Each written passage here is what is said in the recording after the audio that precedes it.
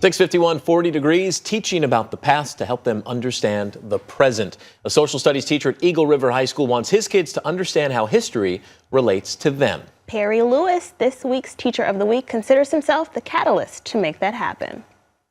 I want to have a space where it doesn't feel institutional. In a theater filled with pop culture decor. Because I think that sometimes that feeling almost sets up a barrier to kids learning. Would have helped me back in the day.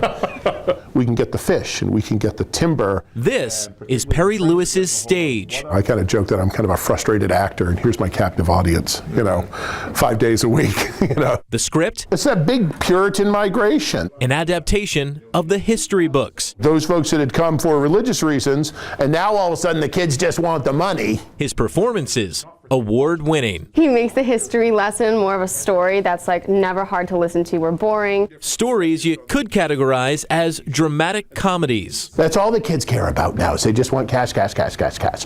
You're back in our day.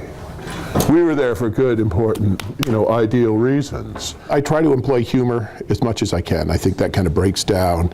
Don't laugh at me right now.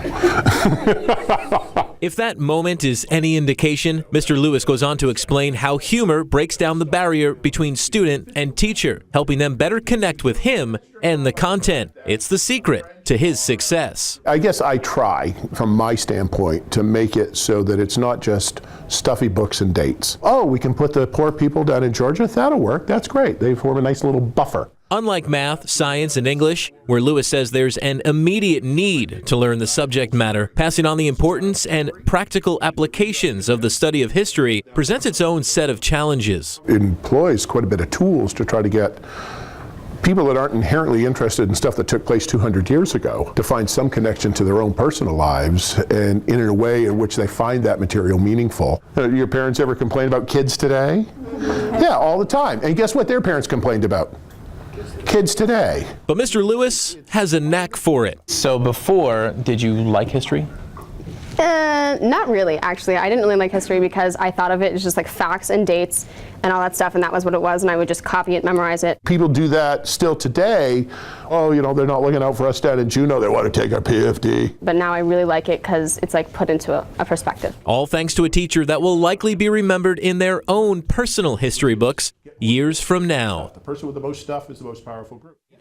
After class, I presented Perry Lewis with his Teacher of the Week certificate. We found out he started out pre-law in college before his love of history led to a degree change. But then what to do with that degree? Well, it wasn't until he did a little subbing in the classroom that he would go back to school to get his teaching degree and do it full time. Oh, and that sweater vest, we're told that is his signature look, Sierra. Thoughts? I think it works for him. Yeah. Yeah, I could, if he was all buttoned up, had the bow tie, I don't know that I'd like it. But this unironed look is going for him. It's doing it. That's all you need to know right there. Just stick with what you're doing. I'm the expert. It's working there, and it's certainly working in the classroom. Yeah. So if you know an educator going above and beyond in the classroom, make sure to nominate them to be our next Teacher of the Week. You can fill out a nomination form on our Facebook page or by going to KTVA.com.